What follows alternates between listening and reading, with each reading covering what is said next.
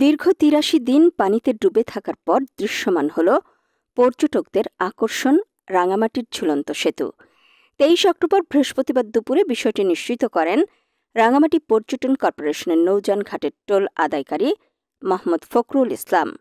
পর্যটন কর্পোরেশনের এক কর্মকর্তা জানান, ২২ অক্টোবর সন্ধ্যায় সেতুটির পাটাতন ভেসে ওঠে।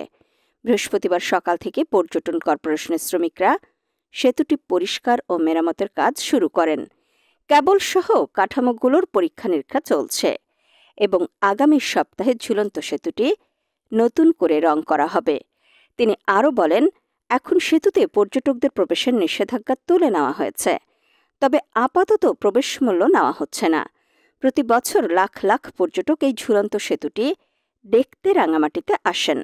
স্থানীয় পর্যটন কর্পোরেশনও এখান থেকে উল্লেখযোগ্য রাজস্ব আয় করে থাকে।